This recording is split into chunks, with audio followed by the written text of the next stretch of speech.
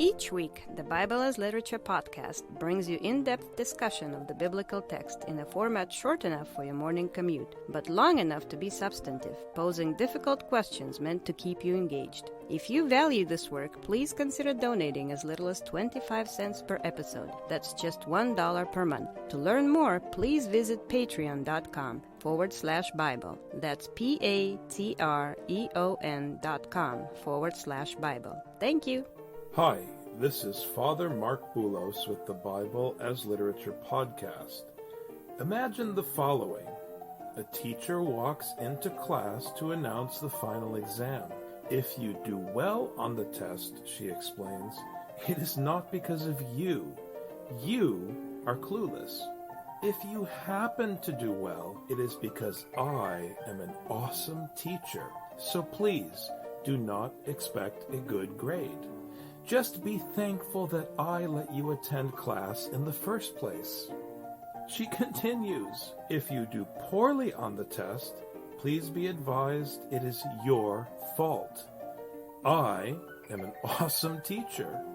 As such, you have absolutely no excuse for your failure. Finally, she concludes, if you do very well, I may still decide to fail you. You better believe me, and you had better not mess with me, because, once again, for a fact, I am an awesome teacher, and I have said so. It should be noted that the results of this test will determine whether or not you graduate. So you have to attend class. You have to work hard and study, but you get no credit and there are no guarantees. Being saved by grace doesn't sound so fluffy anymore, does it? Richard and I discuss the Gospel of Mark, chapter 11, verses 12 to 18. You're listening to the Bible as Literature.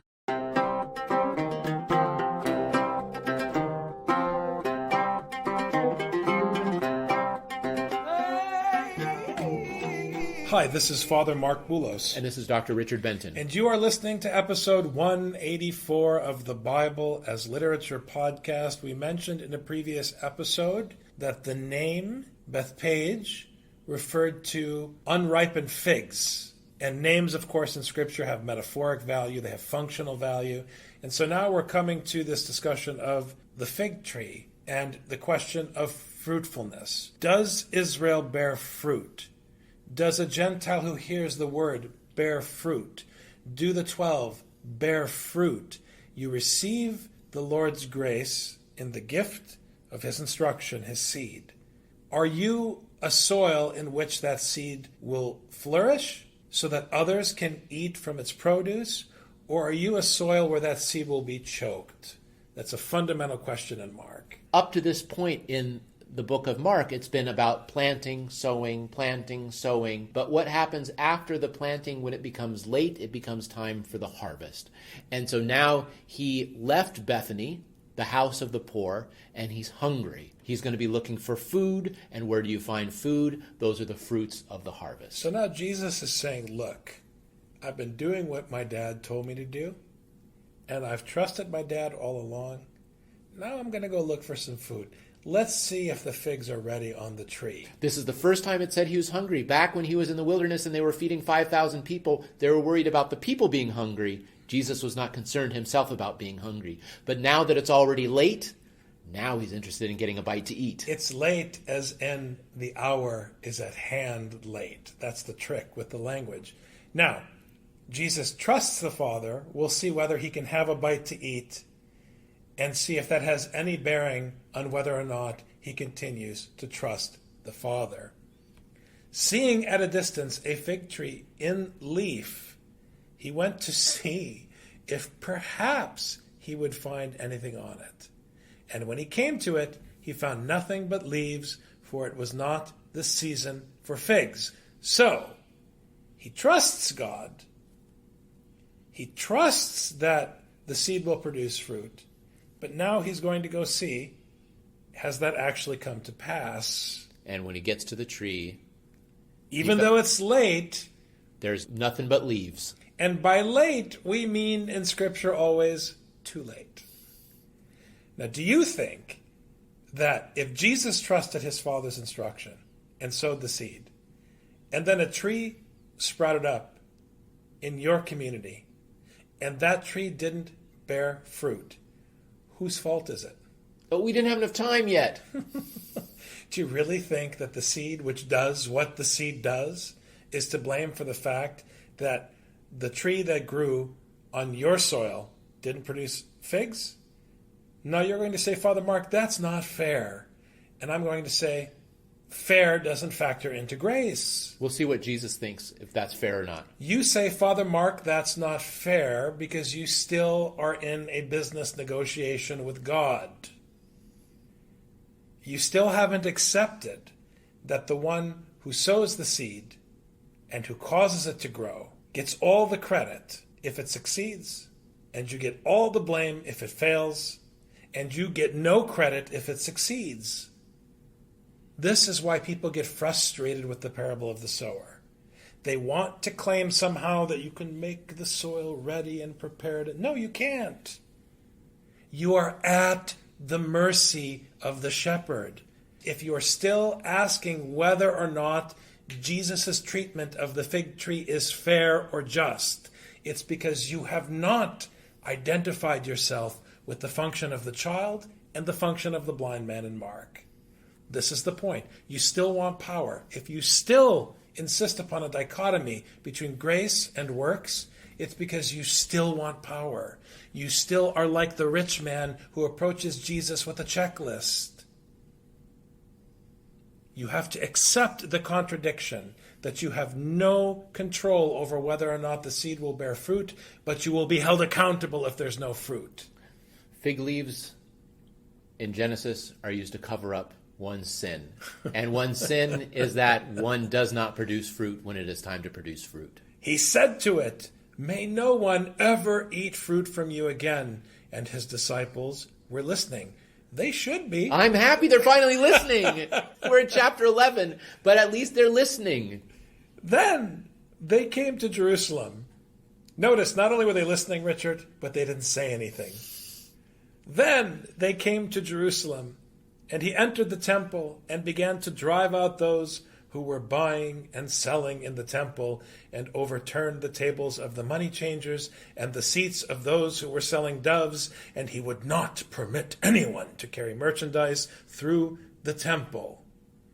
Now, every time I've ever heard someone talk about this, they try to explain how sometimes even Jesus gets angry.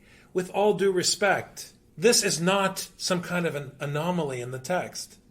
If you're reading Scripture correctly, Jesus has been the authority figure who's frustrated all along. He tried to get out of Jerusalem last episode, but he's having to come back and having to face the reality of what's there in the temple. If you understand Mark, you should be shocked it took him this long to start tipping tables over. He was just trying to avoid the temple as long as possible. And he began to teach and say to them, "Is it not written, my house shall be called a house of prayer for all the nations, but you have made it a robber's den." And the operative terminology and phraseology from this excerpt from Isaiah is the mention not of a house of prayer, but a house of prayer for all the nations. If it's for everyone, what are you buying and selling? What do you possess? Are you using authority to lord it over others, or are you showing mercy? I think it's significant, Father, this comes from the last section of Isaiah, which is an eschatological section.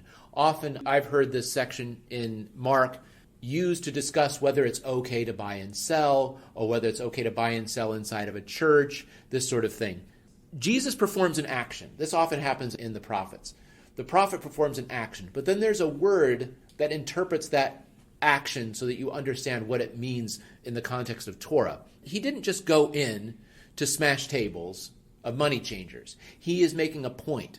And the point is the point that Isaiah was trying to make, which is eschatological. Isaiah 56 is the beginning of what scholars have called third Isaiah, which is talking about after Cyrus has taken over the Babylonian Empire for the Persian Empire and a new age is dawning. This is what Jesus is doing. He's not just destroying it. He's saying that in order for it to be that eschatological house of prayer for all nations, it has to be leveled in order to be built with God's hand, not with a human hand. Then he follows it up, but you have made it a robber's den, and the robber's den is proving the rottenness of the human being. In Hosea, the Lord has to destroy Samaria, take people out of Samaria, and put them into exile and level the entire area in order to make a point for the next generation. Jesus is not trying to fix the temple. Jesus is foreshadowing the destruction of the temple. In Jeremiah 7, which is where the second piece of this quote comes from, this puzzle that Mark is putting together for you, explaining the prophets in the preaching of Jesus. In Jeremiah chapter 7, that's where we hear this beautiful warning that is to be announced to everyone who passes through the gates of the city. Do not call this the temple of the Lord. These things you see around you, inside the gates, do not say this is the temple of the Lord, this is the temple of the Lord. Don't do it. Because the temple of the Lord is where the word is preached and where people gather together with all of the nations to hear the Messiah preach the word. That's the true temple. It's not a temple made with stone. So, as you said, it's not that he's purging the temple. He is rejecting it. He's saying, this is not my temple. This is a house of robbers. What does Jeremiah promise? That if you take care of the poor and the widow, and you don't kill people in this place, you don't shed blood in this place, then I will let you dwell there. But that's a play on words, because the only thing that's going to cause you to take care of the poor and the widow and the orphan and to not shed blood and so forth is to follow the Torah. And once you follow the Torah, then you're in the temple. You're in the land flowing with milk and honey, wherever you are, as we hear in the story of Joshua. And it was so significant that in a recent episode we talked about how Jesus is the son of David without a throne. Now here's the place where the son of David should take his throne in Jerusalem, and he foreshadows its destruction. And that's why verse 18 makes complete sense. It doesn't just make sense because the chief priests and the scribes are going to be upset about the fact that he turned over the tables. He's not turning over the table of them changing money. He's turning over the whole table. He's just upending the whole system. The chief priests and the scribes heard this and began seeking how to destroy him, for they were afraid of him, for the whole crowd was astonished at his teaching. And again, the chief priests and the scribes, as we said earlier in Mark, are interested in the same thing that Caesar and his court are interested in. The mob. The mob. What does the mob think? Do we have some bread for the mob? Can we throw a circus to keep them under control? No, you can't, because now the gospel is on the move. The leaders cannot afford to have the people be amazed in something else. And if you don't understand what I'm saying about the gospel being on the move, answer me one question. Why, in the modern age in China, they would not allow house churches, only institutional churches? Why? Because heaven forbid someone actually read scripture without a license and figure out that the government of China has no power before the shepherd. Heaven forbid. In other words, the government of China, any government that's interested in oppressing people, doesn't want to hear about Jesus saying, I'm not interested in your table fellowship, which is a table fellowship of extortion. I'm interested in the table fellowship of the nations. I set a table here so that Jew and Greek would sit together. And you set a table here so that Jew could steal from Greek and Greek could steal from Jew. And everyone's still trying to figure out why globalization doesn't work. It's a lie. It is a lie and a betrayal of the proud heritage of American liberal values to claim that you can create a brotherhood of nations through money changers. And we're going to pay a price for it.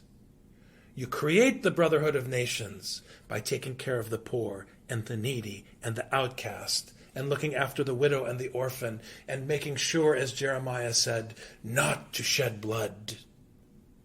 come on. As Jesus said, you make yourself a slave of all. The first must be last, and the last must be first.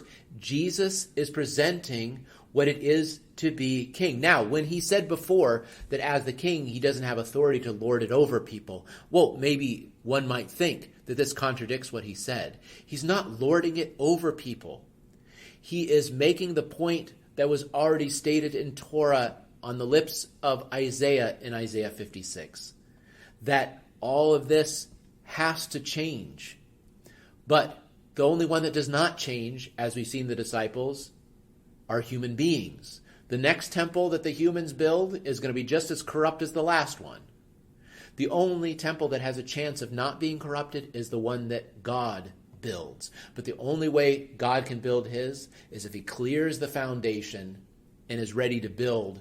But as you said, Father, he's already begun the foundation of that, which is through Torah, and the human beings that read Torah and do Torah are already living in that Jerusalem, which is a house of prayer for all the nations. Thanks very much, Dr. Benton. Thank you, Father.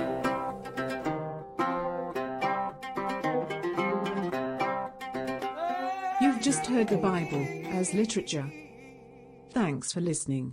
The Bible as Literature is a production of the Ephesus School Network.